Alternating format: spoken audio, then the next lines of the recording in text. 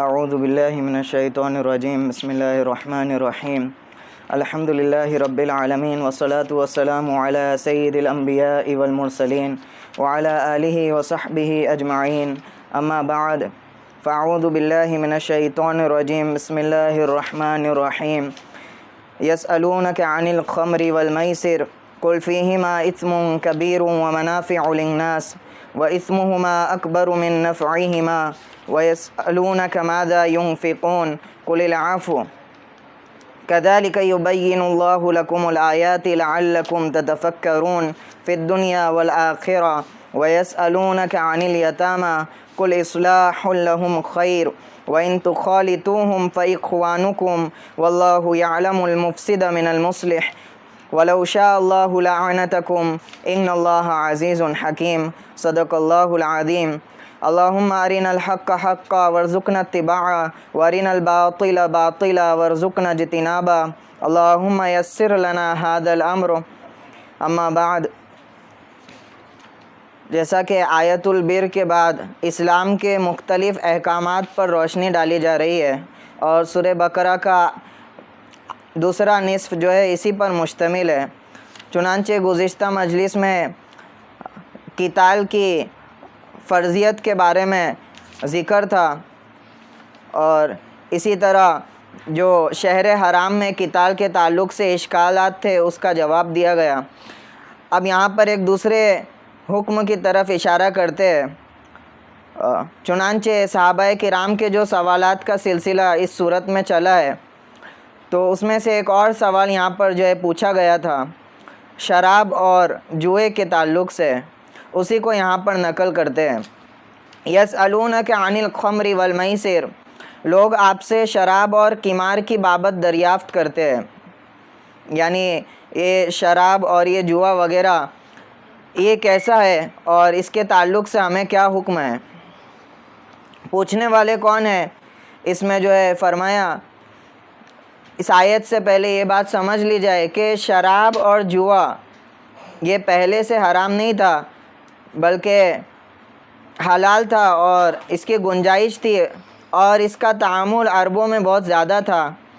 چنانچہ عرب بہت زیادہ شراب کے شوقین ہوتے ہیں اور سب کے گھر میں ایک الگ الگ جو ہے وہ جو برتن ہوتا ہے اس میں جو ہے کھجور وغیرہ کو جو ہے ابال کر یا اس کا جو ہے اس کے جھاگ لا کر جو ہے شراب بنائی جاتی تھی. جس کے پاس جتنی پرانی شراب ہوتی تھی اس کی جو ہے اتنی زیادہ قدردانی کی جاتی تھی.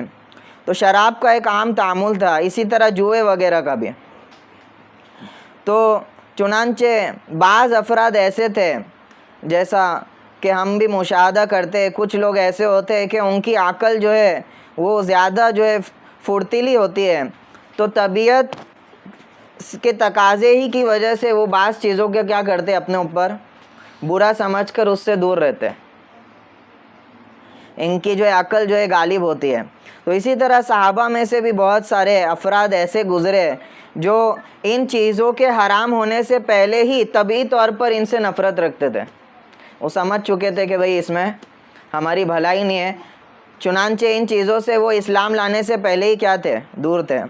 اسی میں سے حضرت فاروق اعظم عمر رضی اللہ عنہ، معاذ بن جبل رضی اللہ عنہ اور چند انصاری صحابہ یہ آپ صلی اللہ علیہ وسلم کے پاس آئے اور آپ سے یہ سوال پوچھا کیونکہ وہ دیکھ رہے تھے کہ اس کے جو اثرات ہیں، برے اثرات ہیں، وہ کیا پڑ رہے ہیں. چنانچہ انہوں نے اس تعلق سے وضاحت طلب کی کہ آپ اس کے بارے میں وضاحت کیجئے اور اس کا کیا حکم ہے اس کو بتلائیے. تو لوگ پوچھتے ہیں آپ سے خمر اور میسر کے بارے میں. خمر کا کیا مطلب ہوتا ہے؟ خمر کا مطلب ہوتا ہے مخامرۃ العقل، جو عقل کو مدہوش کر دے، زائل کر دے. جو ہے عقل آدمی کی جو ہے وہ مغلوب ہو جاتی ہے جس چیز کو پینے کے بعد، پھر خواہشات اس پر کیا ہو جاتی ہے؟ غالب ہو جاتی ہے. وہ عقل جو آدمی کو صحیح غلط کی کیا کراتی ہے؟ تمیز کراتی ہے. وہ عقل کا ہی غلبہ ہوتا ہے کہ آدمی جو ہے برے کاموں سے اپنے آپ کو روک پاتا ہے. جب وہی کیا ہو جائے گی؟ مدہوش ہو جائے گی، تو آدھا تو آدمی وہیں پر کیا ہو جائے گا؟ گناہوں کے حوالے ہو جائے گا. اس لیے اس کا نام بھی خمر رکھا گیا. کھجور، کشمش اور انگور سے جو ہے بنائی جاتی ہے خمر، اصل خمر شریعت میں اس کو کہا جائے گا، اطلاق ہوگا. جو آج کے ٹائم پہ کیمسٹرک کے اعتبار سے جس کو الکوہل کہتے ہیں، شریعت کے اعتبار سے ہر اس چیز پر خمر کی تعریف نہیں آئے گی. وہ تو ان کا ایک کمپوزیشن ہے کہ وہ فارمولے سے جو بھی چیز بنے گی، لکوڈ بنے گا، اس کو کیا کہے گے؟ الکوہل. لیکن شریعت کے حساب سے جو خمر، اصل خمر ہے، امام ابو حنیفہ کے نزدیک ہے، اور ہر وہ چیز جو نشہ آور ہو، جو آدمی کو نشے میں ڈال دے. بہت ساری چیزیں ابھی لکوڈ کے طور پہ بنائی جاتی ہے، اس کو الکوہل کہتے ہیں، لیکن اس میں نشہ کیمیکل کا جو ہے وہ الکوہل اس پر جو ہے نام صادق آتا ہے. تو خمر جو آدمی کی عقل کو جو ہے ظاہر کر دے.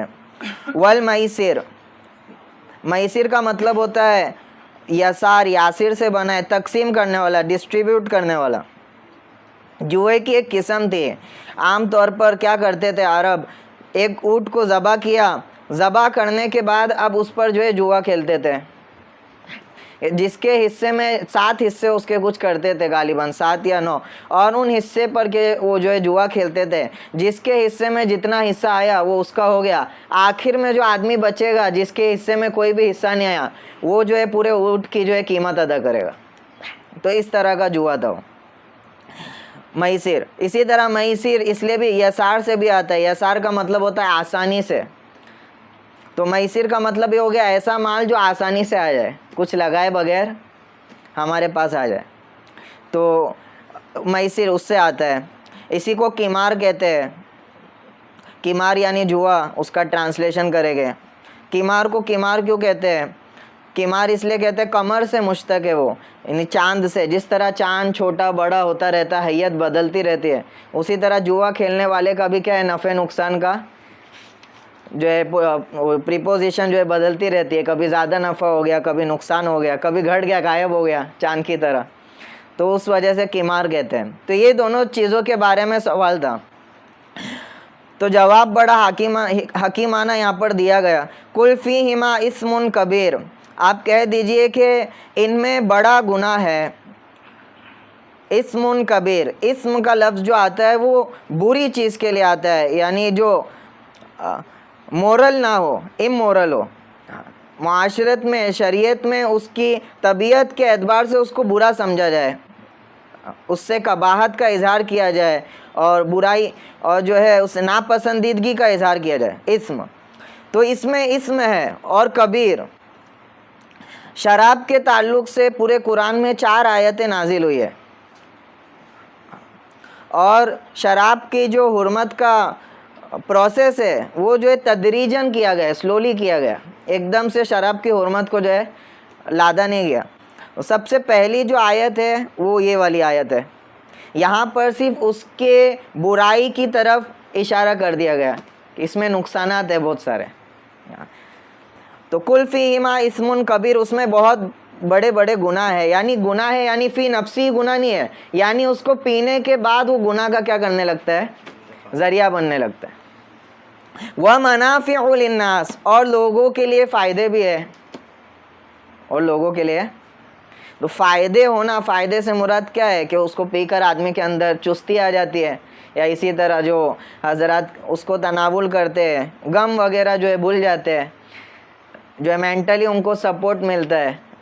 اللہ حفاظت فرمائے. تو منافع للناس، یہ جو ہے کچھ فائدے بھی ہے. تو فائدے کا ہونا اس بات کا تقاضا نہیں کرتا ہے کہ آپ اس کو کیا کرو، کنزیوم کرو. ایک چیز میں اچھی بھی اس کے کانسیکوینسز ہے، برے بھی کانسیکوینسز ہے. تو جب برے کانسیکوینسز زیادہ ہے، اسم کبیر، بہت سارے گناہ ہیں، تو تقاضا کیا ہے کہ اس کو کیا کیا جائے، چھوڑ دیا جائے. ابھی اس طرح دیکھا جائے تو زہر وغیرہ جو ہوتا ہے، پوائزن، اس کے بھی کیا ہے، بہت سارے فائدے ہیں، بہت ساری دوائیاں. اس سے کیا ہے، کوئی آدمی بولے فائدے اس لیے میں اس کو کنزیوم کروں گا، تو بیوقوفی کہلائے گی کہ اس کے جو فائدے وہ محدود طریقے پہ ہے، اور اکثر تو اس میں نقصانات ہیں. تو اس کو اس کی طرف ارشاد فرما دیا کہ اس میں بہت سارے جو ہے خرابیاں ہے، بگاڑ ہے. وَمَنَافِعُ لِلنَّاسِ، اور کچھ جو ہے فائدہ ہے.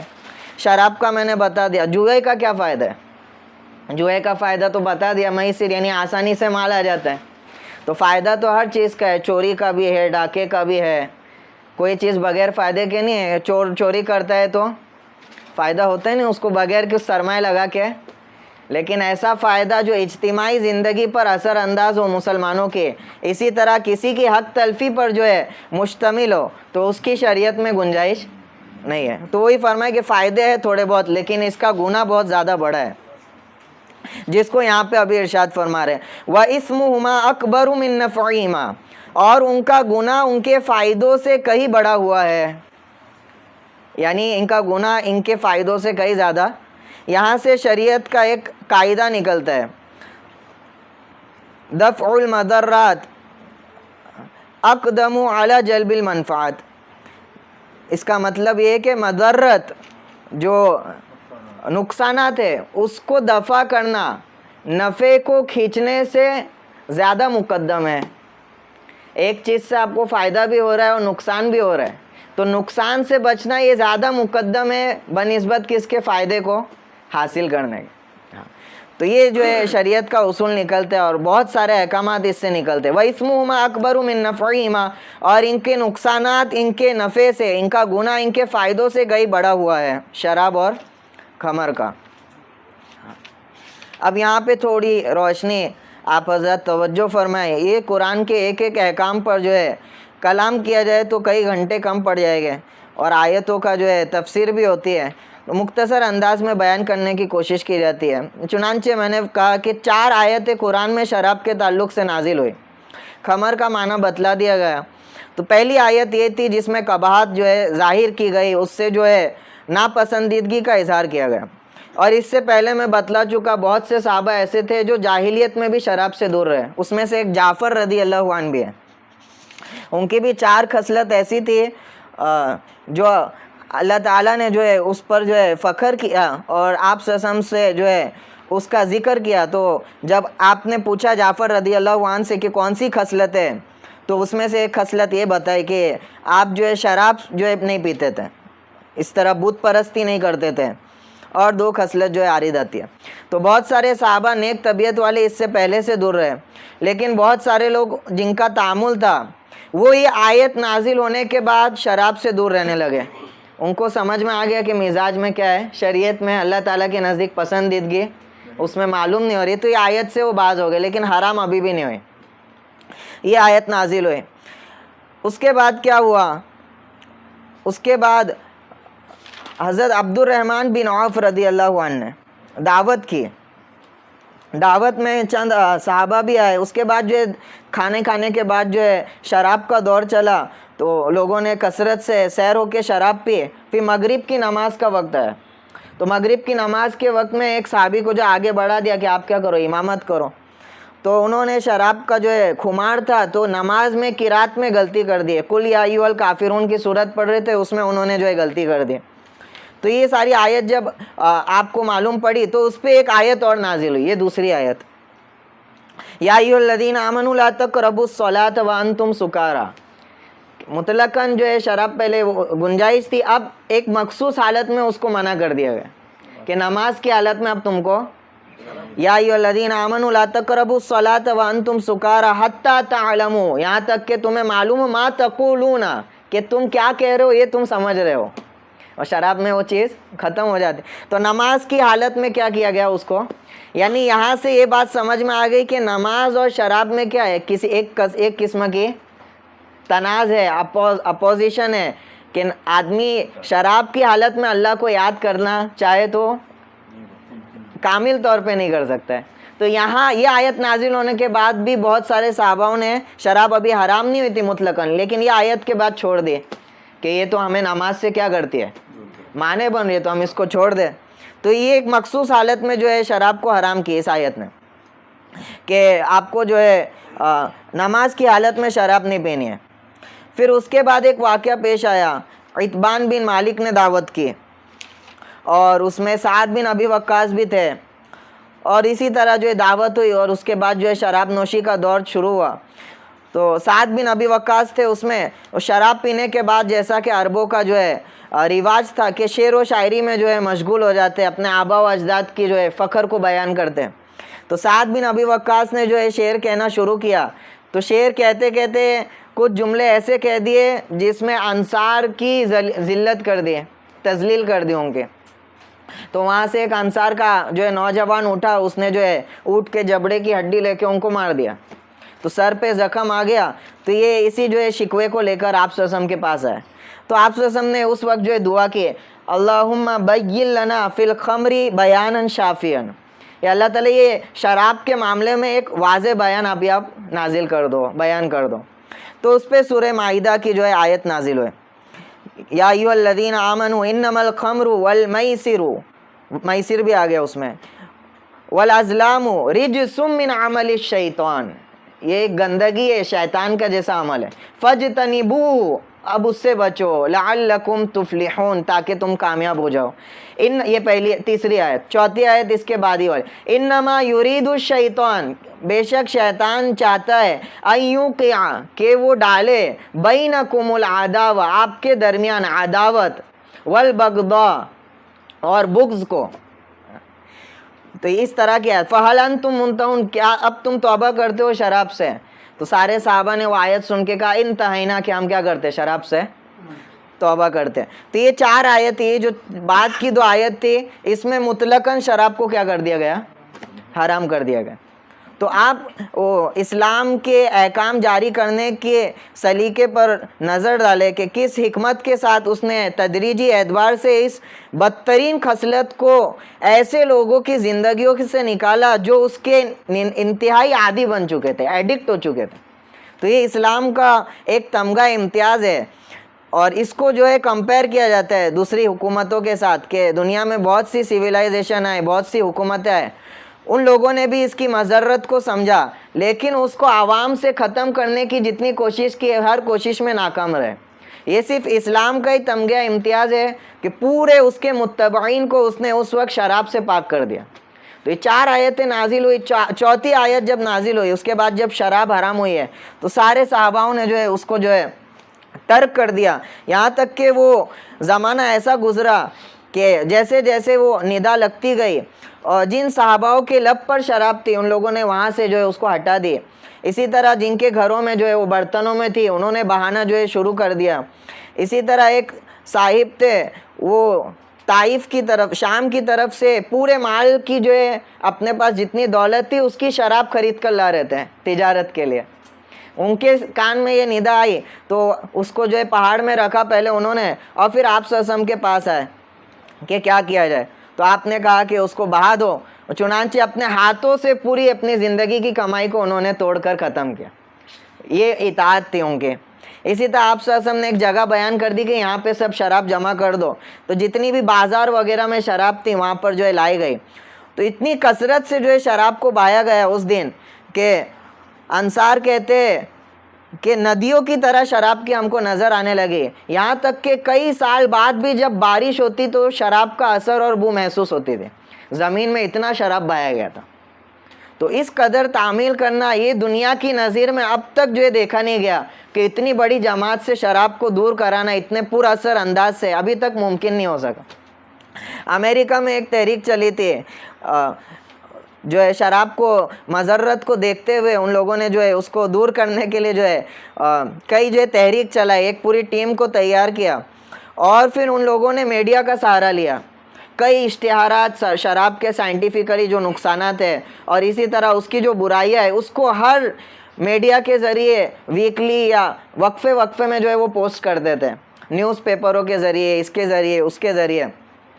تو یہ سارے جو ہے اقدامات اٹھانے کے بعد ان لوگوں نے شراب کو بین کیا۔ اس کا اثر یہ ہوا کہ اس سال پچھلے سالوں کے مقابلے میں سب سے زیادہ شراب پی گئی۔ تو حکومت کے لیول پہ آپ کسی چیز کو منوانا چاہو تو یہ ناممکن ہے۔ انسانی طبیعت کو آپ بولو کہ بھئی یہ آپ کے لیے برا ہے تو وہ جو ہے ماننے نہیں والا، بنسبت اس کے کہ وہ آخرت کے دن پہ ایمان لاتا ہو، اللہ کا خوف اس کے دل میں ہو۔ اب اس کے پاس اس کو چھوڑنے کی وجوہات کیا ہو جاتی ہے، بڑھ جاتی ہے۔ اور یہی وہ انقلابی عقیدہ ہے جو ممکن ہو سکا صحابہ کو اس عادت سے جو ہے باز رکھنے کا اور اس سے پیچھا چھڑوانے کا۔ تو یہ اسلام کا ایک تمغہ امتیاز ہے، کوئی قوم ابھی تک اس میں کامیاب نہیں ہو سکی جس طرح اسلام نے جو ہے اپنے معاشرے سے شراب کو جو ہے دور کیا تھا۔ تو یہ خمر کی حرمت 4 آیتوں کے ذریعے نازل کی گئی۔ اسی طرح اس کے دنیاوی نقصانات تو بیان کی ضرورت نہیں ہے کہ اکثر جو ہے آدمی کو معلوم ہے، حدیث کے ذریعے بھی اس کی کئی جو ہے آپ صلی اللہ علیہ وسلم نے بلائیوں کو شمار فرمایا۔ چنانچہ آپ نے ام الخبائث کا یعنی تمام فساد کی اور برائیوں کی جڑ. اسی طرح ام الفواحش کہا اس کو, تمام بے حیائی کے کاموں کی کیا ہے, جڑ ہے. تو یہ ساری چیزیں تھی جس نے صحاباؤں کے دلوں میں جو ہے اس کی نفرت کو جو ہے کیا کر دیا, پیوستہ کر دیا, اور وہ اس سے دور ہو گئے. ایک اور جو علت بیان کی, وَيَصُدَّكُمْ عَنْ ذِكْرِ اللَّهِ وَعَنِ الصَّلَاةِ, کہ یہ شراب اور میسر یہ تمہیں اللہ کے نماز سے اور اللہ کے ذکر سے کیا کر دے گا, دور کر دے گا. تو کتنا بھی اس کا آپ اچھا نام رکھ لو, وائن رکھ لو, یا آپ کیا کر لو اس کو بار جو ہے اس کا نام رکھو, یا کوئی اچھی جدید جو ہے تعریفات کرو, شراب کے جو اڈے ہوتے ہیں وہاں پہ مصلے نہیں بچھے ہوتے کبھی. وہ زنا کے اڈے ہوتے ہیں, ناچ گانے کے اڈے ہوتے ہیں, فحش کے اڈے ہوتے ہیں. وہاں پہ اللہ کا ذکر کرنا یہ تصور نہیں ہے اس کا. تو شراب کی جو خصلت ہے وہی آدمیوں کو برائی کی طرف لے جانا اور اس کو اللہ کے ذکر اور نماز وغیرہ سے دور کر لینا, یہ اس کی بنیادی خصلت تھی. چنانچہ شراب جو ہے حرام کر دی گئی اس آیت میں نہیں, سورہ مائدہ کی 4 آیت میں. والمیسر, دوسرا آیت ہے جوا کے بارے میں. میسر کے بارے میں بیان کیا جوا. جوا کو شراب سے جو ہے نسبتاً ان دونوں کو ایک ہی ساتھ ذکر کیا. وہاں پہ سورہ مائدہ میں بھی دونوں کو ایک ساتھ ذکر کیا گیا کہ جوا بھی حرام ہے. جس طرح شراب کا نشہ ہوتا ہے اسی طرح جوئے کا بھی نشہ ہوتا ہے, ایزی منی جس کو بولتے ہیں. جس آدمی کو ایزی منی کی لت لگ جاتی ہے پھر وہ محنت نہیں کرتا ہے, تو شراب کے ساتھ اس لیے اس کو ذکر فرمائے. یہ جو ہے بہت قابل غور چیز ہے میسر, جو آج کے زمانے میں اکثر طور پر رائج ہے. Easy money. میسر کا مطلب کیا ہوتا ہے, مخاطرۃ المال, ایسا عقد کرنا, ایسا معاملہ کرنا کہ جس میں نفع نقصان دونوں کا احتمال ہو. نفع نقصان, کوئی اٹل بات نہ ہو کہ بھائی میں نے یہ بیچا مجھے یہ سامان مل گیا. میسر میں یہ نہیں ہوتا ہے, آپ نے پیسہ لگایا, اب یا تو آپ کو نفع ہو سکتا ہے یا تو, یعنی نفع اور نقصان کے درمیان جب معاملہ کیا ہو, دائر رہے, تو اس کو میسر کہا جاتا ہے. اسی طرح اس میں ہوتا ہے کہ اگر اس کو مال مل رہا ہے تو کسی کا نقصان کر کے مال مل رہا ہے, پروڈکٹیوٹی نہیں ہوتی ہے. سمجھا جائے اس طرح کہ بس مال گھوم رہا ہے, وہ کچھ پروڈکشن ادھر سے نہیں ہو رہا ہے, اس کا مال اس کی ٹوپی, اس کے سر میں اس کی ٹوپی. تو کسی کو اگر نفع ہو رہا ہے تو کس کے نقصان کے عوض میں, اس لیے وہاں پہ فرمایا نا بینکم العداوۃ والبغضاء. اب جس کے نقصان کر کے اس کو مال ملا ہے سامنے والے کو آسانی کو, تو جس کا نقصان ہوا ہے وہ اس کو محبت کی نگاہ سے تو دیکھے گا نہیں.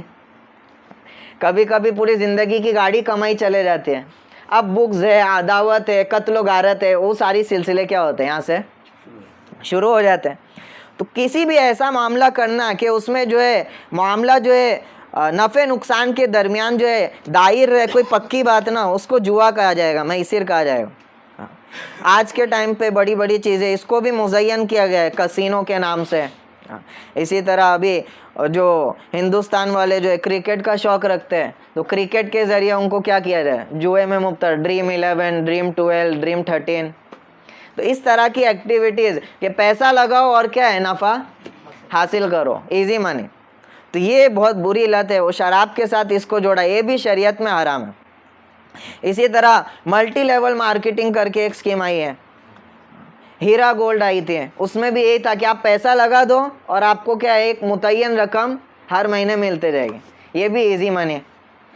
اب نقصان ہو کمپنی کا کچھ بھی ہو, اس کا جو نفع کا پریپوزیشن ہے وہ کبھی زیادہ بھی ہوئے گا کبھی کم بھی ہوئے گا, لیکن آپ کو آپ کی رقم کے عوض میں کیا ہے اتنا پیسہ ملے گا.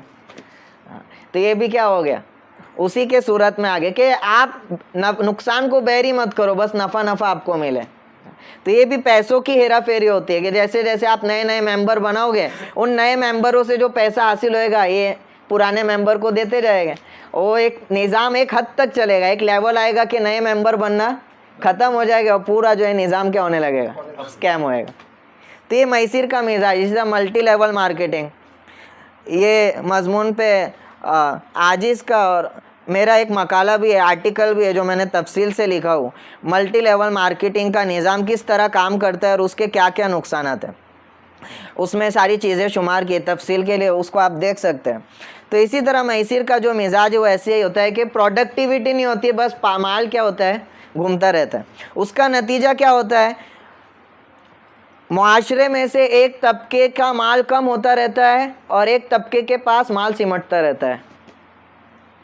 مال ایک جگہ کیا ہو جاتا ہے؟ مرکوز ہو جاتا ہے، جو شریعت کے منافی ہے. چنانچہ اللہ تعالیٰ جب مال غنیمت تقسیم کرنے کا موقع ہے، اللہ تعالیٰ نے بتایا ان کو دو، ان کو دو، ان کو. اس کی علت جو بیان فرمائی وہ بیان فرمائی کئی لا یکون دولتم بین الاغنیاء منکم، تاکہ دولت تمہارے مالداروں کے درمیان گھومتی نہ رہ جائے. تو اسلام جو ہے وہ سرایت چاہتا ہے مال کی، اس کا جو ہے لیکویفائیڈیشن چاہتا ہے کہ مال جو ہے کیا کرے، ہر معاشرے میں وہ لیکویفائیڈ ہو. اور یہ والا جو نظام ہے سود والا، یہ مال کو ایک طبقے میں جمع کر دیتا ہے. اور یہی علت سود میں بھی پائی جاتی ہے، انٹرسٹ میں بھی، کہ ایک طبقے سے مال جو ہے نکلتا رہتا ہے اور ایک طبقے کے پاس کیا ہے، مال جو ہے. تو یہ جو علت جہاں پہ بھی پائی جائے گی، اس طرح کا نظام، اس طرح کا بزنس کرنا وہ کیا ہوگا، صراحتاً حرام ہو. معاشرے میں اس سے نقصان ہوتا ہے، پروڈکٹیوٹی کچھ ہوتی نہیں ہے. تو معاشرے میں ایک اجتماعی طور پر معاشرے کا جو فائنینس لیول ہے وہ کیا ہو جاتا ہے، ٹھپ پڑ جاتا ہے. وہ بینک کرپٹ ہو جاتا ہے، معاشرہ کیا ہو جاتا ہے. اور کتنا بڑا ثروت جو ہے اس میں بلاک ہو جاتا ہے. شراب میں بھی آپ دیکھو گے، میسر میں بھی دیکھو، اس کا اگر ڈیٹا نکالا جائے تو اسٹیٹ کا کتنا پیسہ جو ہے شراب نوشی میں جو ہے وہ کیا ہے، بلاکڈ ہے. وہ پیسہ اگر آپ پرسنٹیج کے حساب سے نکالا جائے تو اتنے پیسے میں کئی اسکول اور کئی جو ہے عمارت تعمیر ہو جائے، کئی ہسپتال تعمیر ہو جائے. لیکن وہ پورا پیسہ کیا ایک نشے میں کیا ہو گیا ہے، بلاک ہو چکا ہے. اسی طرح رپورٹ نکالی گئی تھی جنگ عظیم سے، یعنی ورلڈ وار 1، یعنی یورپ کی جو پہلی جنگ عظیم تھی، اس سے پہلے اکیلے ملک انگلستان سے متعلق جو یورپ تھا، صرف اس کا ایک اندازہ لگایا گیا تھا اس زمانے کا، ورلڈ وار پہلے سے پہلے کا، 10 کروڑ پاؤنڈ سالانہ کی رقم اپنے مالکوں کے قبضے سے نکل کر جواریوں کے ہاتھ میں پہنچتی رہی ہے. اس زمانے کا 10 کروڑ. ابھی بھی پریزنٹ ٹائم میں دیکھیں کہ کتنا بڑا پرسنٹیج بس یہ کیا ہے، جواری اور یہ جو ہے ان تمام چیزوں میں کیا ہے، اٹکا ہوا ہے. تو وہاں پہ آپ کو سمجھ میں نہیں آتا ہے کیا، ڈیولپمنٹ میں ادھر ضرورت ہے، یہاں کے پیسے کو لیکویفائڈ کرنے کی ضرورت ہے. لیکن کہاں سمجھ میں آئے گا، مسلمانوں کا ریزرویشن کٹاؤ، ان کی پروڈکٹیوٹی کیا ہے، فرٹیلیٹی کم کرو، اس سے پیسہ بچے گا. اور یہ سارے مواقع، تو یہ ان کا بغض اور عداوت ہے اور کچھ نہیں ہے. ہاں، تو اسی کو میں بیان فرمائے کہ دو چیزیں ان کا جو ہے بہت برا اثر پڑتا ہے سوسائٹی میں، ایک انڈیویجول لائف میں بھی، اور ایک کلیکٹیو جو سوسائٹی ہے اس کی جو فائنینشیل سٹیٹ ہے وہ بھی کیا ہو جاتی ہے، تباہ و برباد ہو جاتی ہے. تو اس کو یہاں پہ ارشاد فرمائے. آگے فرماتے وَيَسْأَلُونَكَ مَاذَا يُنْفِقُونَ، اور لوگ آپ سے دریافت کرتے ہیں کہ کتنا خرچ کریں. یہ یہاں پہ سوال آیا، پچھلے مجلس میں بھی واپس ہی آیت آئی تھی، یہاں پہ دوبارہ آئی. تو وہاں پہ بیان کیا تھا کہ وہاں پہ سوال تھا کہ کیا خرچ کرے اور کہاں خرچ کرے. یہاں پر جو سوال ہے وہ یہ ہے کہ کیا خرچ کرے، یعنی کتنا خرچ کریں ہم. سوال پوچھنے والے کون ہیں؟ تو کوئی کہتا ہے عمرو بن جموح، یا اسی طرح صحابہ کی جمع، کہ کیا خرچ کرے. تو یہاں پہ جواب جو ہے اس سے سمجھ میں آ رہا ہے کہ سوال یہی ہے، قُلِ الْعَفْوَ، آپ کہہ دیجئے کہ جتنا بھی آسان ہو، جتنا بھی کیا ہو. عفو جو ہے وہ جوہد کے مقابلے میں آتا ہے. عفو کا مطلب یہ ہے کہ جتنا آپ کے خرچے سے، آپ کی ضروریات کے خرچے سے، اسی طرح آپ کے اہل و عیال کے خرچے سے زائد ہو، جس کو خرچ کرنے سے آپ حرج میں مبتلا نہیں ہوتے، اس کو خرچ کر دو. تو ایک بہت اچھا اللہ تعالیٰ نے خرچ کرنے کا ضابطہ بیان کیا کہ قُلِ الْعَفْوَ. اور اس معاملے میں آپ دیکھیں گے حضرت ابو ذر غفاری رضی اللہ عنہ، وہ تشدد جو ہے شدت برتتے تھے. ان کے نزدیک ان کا مسلک ایسا تھا کہ آدمی کا اپنی ضرورت سے زائد مال پر حق ہی نہیں ہے. آدمی نے جو کھا لیا، پہن لیا، اپنے اہل آیا، اس کے بعد کا جو مال ہے اس کا اس پہ اوپر کوئی حق ہی نہیں ہے. اس کو کیا کرنا ہے، اس کو اللہ کے راستے میں. لیکن جمہور کے نزدیک مسئلہ نہیں ہے کہ آدمی کی ملکیت کا بھی احترام کیا جاتا ہے، البتہ اس پر ضروری ہے کہ اس زائد رقم کو کیا کرے، وہ خرچ کرے، اس کی خرچ کرنے کی جگہوں میں خرچ کرے، اپنے پاس رکھ کر اس کو بے سود نہ بنائے. کیونکہ کھانے والا تو اس کا تھوڑا سا ہی ٹکڑا ہے، اور پورا مال جو ہے وہ ایسے ہی رکھا رہے گا، مر جائے گا، وارثوں کو چلا جائے. تو اس کو آگے بیچ کر آخرت میں اپنے لیے ذخیرہ کیا کر دے، اس سے فائدہ اٹھائے نا. تو اس کو فرمائے قُلِ الْعَفْوَ، جو کچھ بچ رہا ہے اس کو کیا کر دو، خرچ کر دو. کذالک یبین، لیکن عفو کا مطلب وہی ہے کہ اپنی ضروریات سے اور اپنے اہل و عیال کی ضروریات سے اگر بچ رہے، سب کی ضرورت پوری ہو چکی، اب اس کے بعد جو ہے خرچ کرو. یہ نہیں کہ اہل و عیال کو تنگی میں رکھا جائے یا اپنے آپ کو تنگی میں رکھے. کذالک یبین اللہ لکم الآیات لعلکم تتفکرون، اللہ اسی طرح تمہارے لیے کھول کر احکام بیان کرتا ہے تاکہ تم سوچ لیا کرو. لعلکم تتفکرون، اب وہ 15 لائن کا قرآن ہے تو یہاں پر یہ صفحہ ختم ہوتا ہے لعلکم تتفکرون، لیکن اس کا جو تعلق ہے وہ آگے کی آیت سے. تتفکرون کہ تم سوچ لیا کرو. کیا سوچ لیا کرو؟ تو آگے والی آیت میں فی الدنیا والآخرہ، دنیا میں بھی اور آخرت میں بھی. دنیاوی معاملات میں بھی سوچ کر کیا کرو؟ فیصلہ کرو کہ شریعت میں میرے لیے اس میں کیا رہنمائی ہے، اور آخرت کے امر میں بھی کیا کرو؟ سوچ سمجھ کر فیصلہ کرو. وَيَسْأَلُونَكَ عَنِ الْيَتَامَى، یہاں سے دوسرا سوال پوچھتے ہیں. یسألونک عن الیتامى، اس کا ساق کیا ہے؟ اس کا ساق یہ ہے کہ عرب میں جو ہے یتیموں کے تئیں یہ معاملہ تھا. یہ جو یتیم بچے ہوتے تھے اس کو ایزی ٹارگٹ دیکھتے تھے. کوئی یتیم بچہ ہے، اس کے باپ دادا نے اچھی خاصی جائیداد تو جو ہے چھوڑی ہے، تو اب ان لوگ کیا کرتے تھے، وہ بچوں کو اپنی کفالت میں لے لیتے تھے اور وہ جائیداد وغیرہ کو. اسی طرح کوئی بچی ہے، یتیم بچی ہے، اس کو اپنی جو ہے اس میں لے کے اپنے بیٹے سے نکاح کرا دیا یا خود سے نکاح کر لیا، اور اس کے جو ہے مال سے اس کو کیا کر دیا؟ محروم کر دیا، جائیداد اپنے جو ہے ہڑپ کر. تو شریعت نے جیسی اس دروازے کو بند کر دیا اور سخت ترین آیتیں اس میں نازل فرمائے. چنانچہ فرمایا ان الذین یاکلون اموال الیتامى، بے شک جو لوگ یتیم لوگوں کا مال کھاتے ہیں، ان الذین یاکلون اموال الیتامى انما یاکلون فی بطونہم نارا، وہ گویا کہ آگ کے انگارے کھا رہے ہیں. آگ کے کیا کھا رہے ہیں؟ تو یہ ساری چیزیں جب نازل ہوئی تو صحابہ بہت زیادہ یتیموں سے دور رہنے لگے. جو پہلے جو تھوڑا بہت اپنے کفالت میں رکھتے تھے، ابھی اتنا وہ احتیاط کرنے لگے کہ یتیموں سے، یہاں تک کہ ان کے ساتھ میں اگر رکھ رہے تو ان کا کھانا الگ پکا رہے، اپنا کھانا نہیں. بھائی تمہارے مال سے ہم کو، تو زیادہ ان کا جو تقوی کا جو اور اللہ سے جو ہے تعلق تھا، تو اس کی بنا پر اس طرح کا عمل کرنے لگے. اور پھر تھوڑی پریشانی آنے لگی کہ ڈبل کھانا پکوانا، اور پھر ان کا کھانا جو بچ رہا ہے وہ بھی ضائع ہو جائے. ان لوگ تو کھائے گے نہیں، ایک آدمی کا کھانا پکے گا، کبھی زیادہ ہو جائے گا، کبھی کیا ہو جائے گا، اس کو بچا کے رکھنا، پھر وہ فاسد ہو جائے. تو اس تعلق سے پوچھا گیا کہ وَيَسْأَلُونَكَ عَنِ الْيَتَامَى، یتیموں کے بارے میں کیا فیصلہ ہے؟ تو کل اصلاح لہم خیر، آپ کہہ دیجئے کہ ان کی مصلحت کی رعایت رکھنا بہتر ہے. ان کی مصلحت کی رعایت رکھنا، جہاں پہ ان کی جیسی مصلحت ہو اس کی رعایت کی جائے. اب ان کی جو ہے اکیلے کھانا پکانے میں یہ سارے حرج ہے تو آپ کیا کر لو، ایسا مت کرو، لیکن ان کی مصلحت کی رعایت کرو. ان کے مال کو ختم کرنے کی نیت آپ کی نہ ہو یا اس میں فساد مچانے کی نیت آپ کی. اسی طرح حدیث میں آتا ہے کہ یتیموں کے مال کو تجارت میں لگاؤ تاکہ اسے زکوٰۃ کھا نہ لے. زکوٰۃ یعنی صدقہ وغیرہ کھا، اس کو آپ پروڈکٹیوٹی کرو، اس کو لگاؤ فائنینس میں، تاکہ ان کے مال میں کیا ہو اور ان کے لیے نفع کا سبب. تو یہ نیت ہے آپ کی، تو آپ ان کو اپنے ساتھ جوڑ لو. تو کیا ہے، اللہ تعالیٰ جانتے ہیں آپ اصلاح کرنے والے.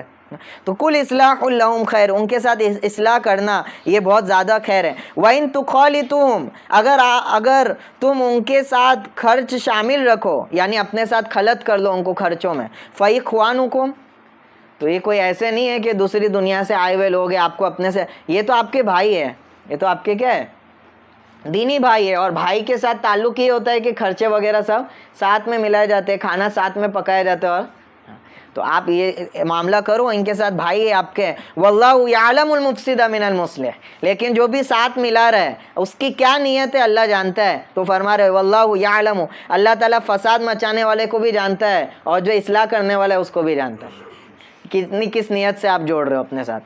تو یہ تاکید جو ہے ان کو فرما دی گئی. یہاں تک کہ یتیموں کے تعلق سے میں پچھلے بار بھی جو ہے بیان کر چکا کہ کثرت سے جو ہے قرآن میں آپ کو یتیموں کے تعلق سے ملے گی اور آیتیں بھی جو ہے ملے گی بہت ساری.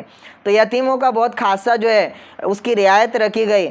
خود آپ صلی اللہ علیہ وسلم پر یہ زمانہ گزرا تھا تو اس کے احکامات کو بہت کثرت سے بیان کیا گیا.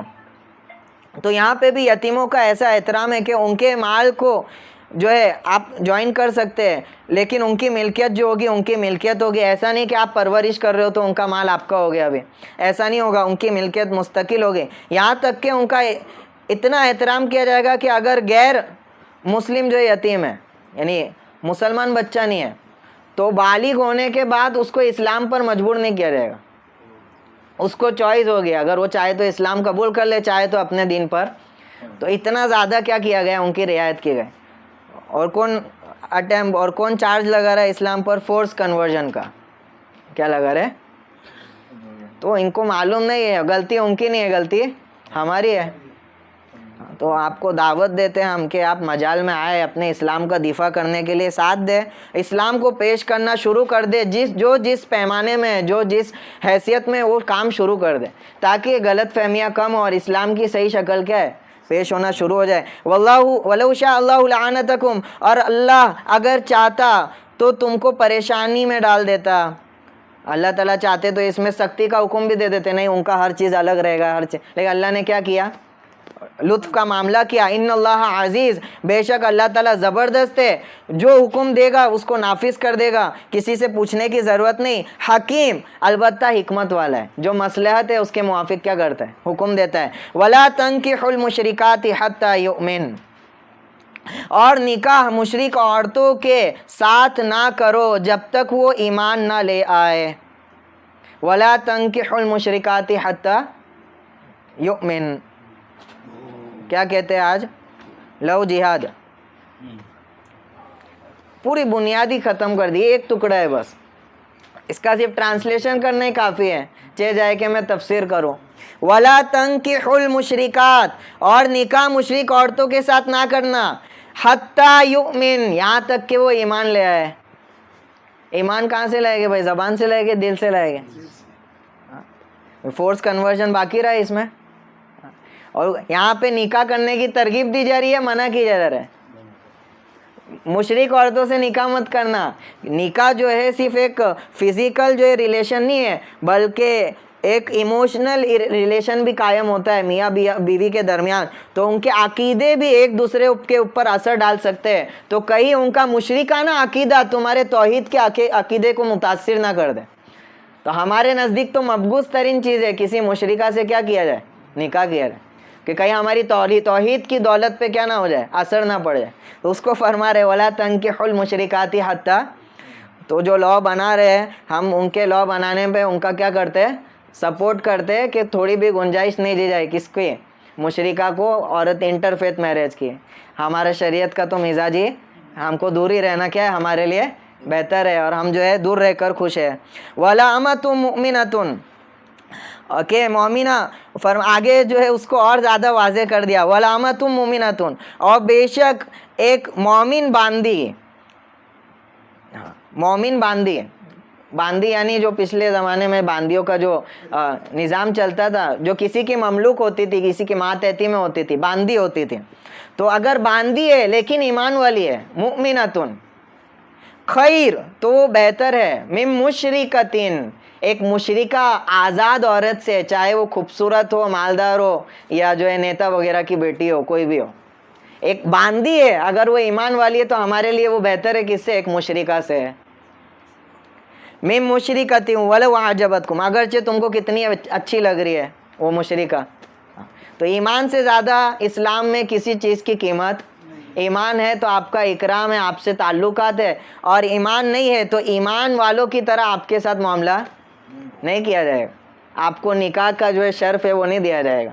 تو آپ ہمارے پاس, ہم سے دوری رہے, یہ کیا ہے, بہتر ہے.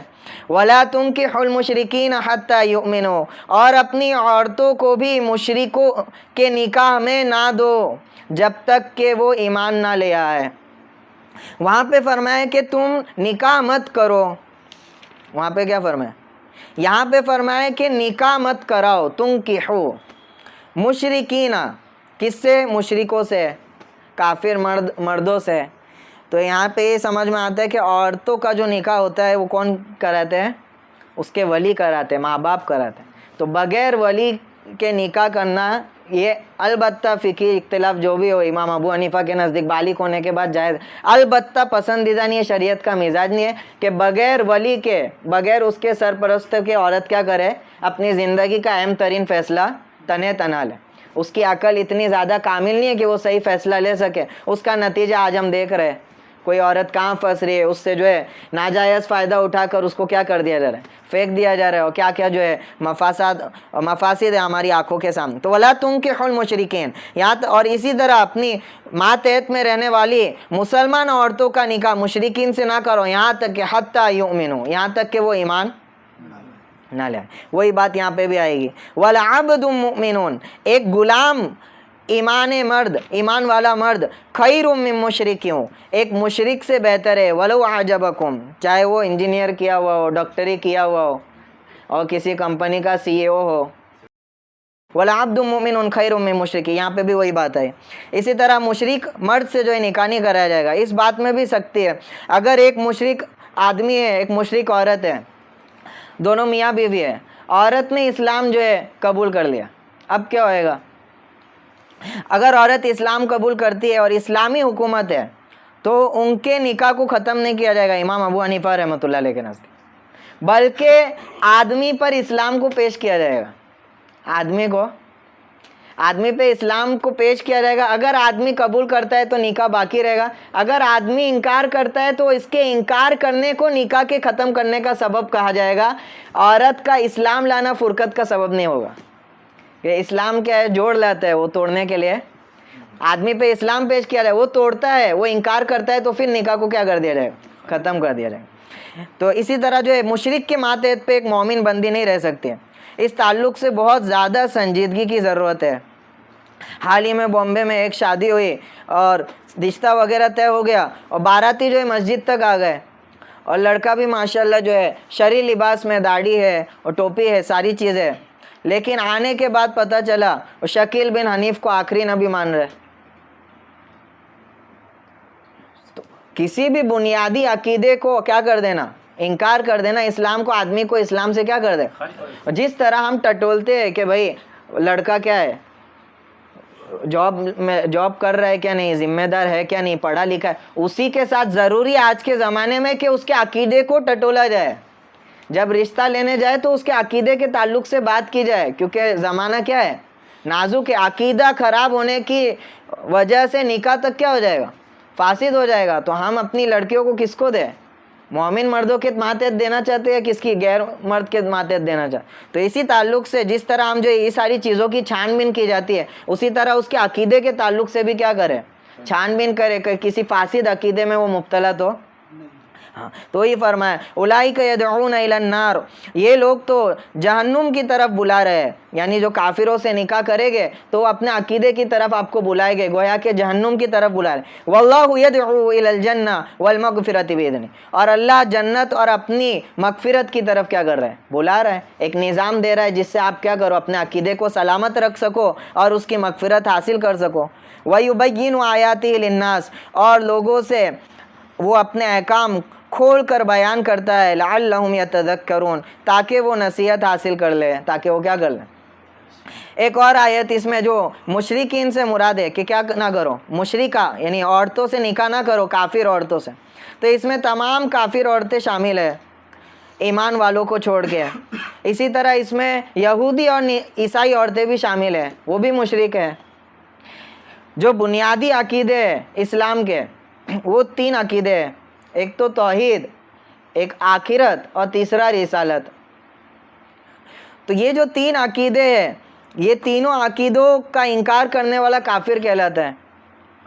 لیکن دوسرے کافروں کے بنسبت جو اہل کتاب ہے، ان کا انکار تھوڑے ہلکے درجے کا ہے بنسبت دوسرے کافروں کے، کہ وہ توحید کا بھی اقرار کرتے ہیں، آخرت کا بھی اقرار کرتے ہیں، البتہ رسالت کا.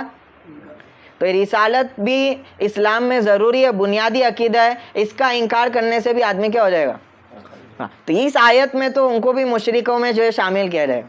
البتہ آگے ایک آیت آئے گی، وہاں پر گنجائش دی گئی سورہ مائدہ میں کہ والمحصنات من الذین اوتوا الکتاب، کہ اوتوا الکتاب اہل کتاب کی عورتوں سے جو ہے شادی کرنا جائز ہے. لیکن اس میں بھی مسئلہ یہ ہے کہ وہ کیا ہو؟ اہل.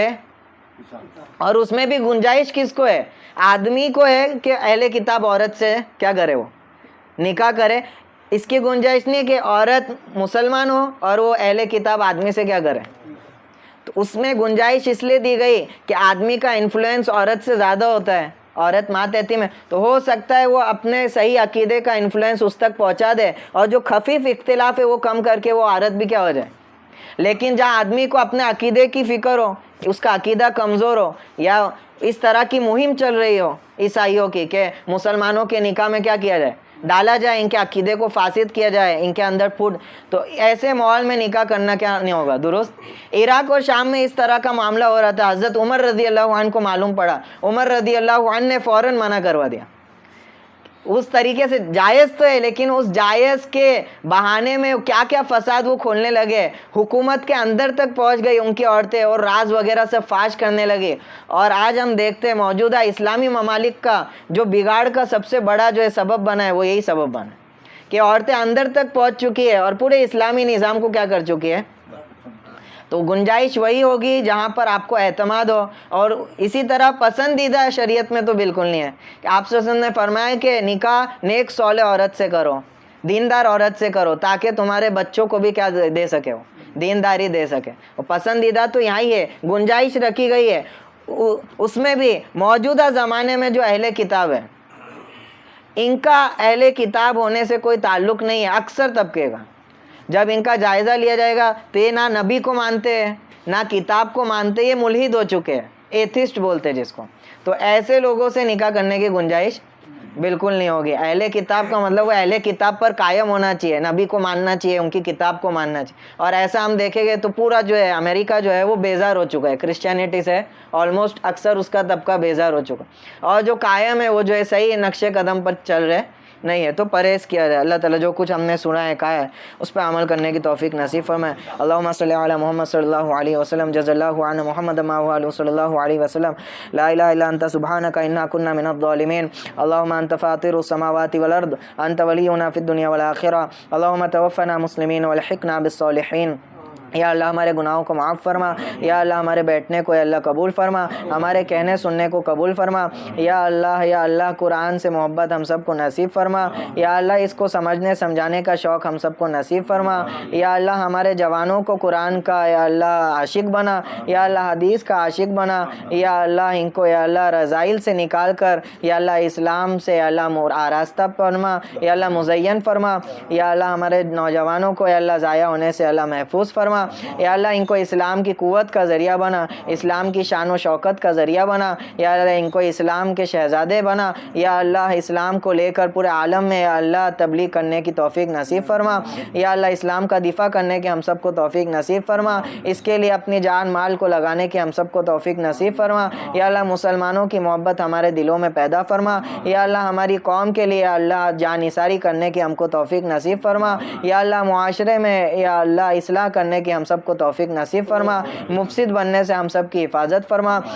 یا اللہ ہمارے ملک کے اللہ حالات کو یا اللہ ہموار بنا. یا اللہ ہموار بنا. یا اللہ بغض عداوت کو ختم فرما. یا اللہ جو ہمارے مذہب کی تصویر بگاڑی جا رہی ہے، یا اللہ تیری آیتوں کو بگاڑ کے پیش کیا جا رہا ہے، یا اللہ یہ بہت بڑا جرم ہے. یا اللہ اتنی بڑی آبادی خاموش ہے. یا اللہ اتنے کمزور ہو چکے ہیں، یا اللہ ہم بیان کرنے سے بھی عاجز ہو چکے ہیں. یا اللہ ہمارے اس جرم کو یا اللہ معاف فرما. یا اللہ ہم کو توفیق عطا فرما. یا اللہ ہم اسلام کو صحیح سے پیش کر سکے. یا اللہ اس کا دفاع کر سکے. یا اللہ تیرا دین سب سے اعلیٰ ہے. یا اللہ اس کو ثابت کر سکے.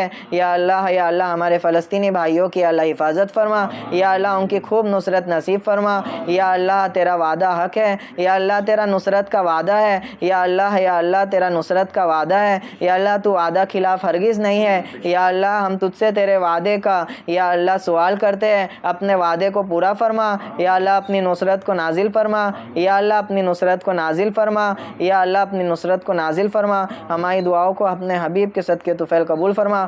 اللہم صلی علی محمد صلی اللہ علیہ وسلم. سبحان ربک رب العزت عما یصفون وسلام علی المرسلین والحمد للہ رب العالمین.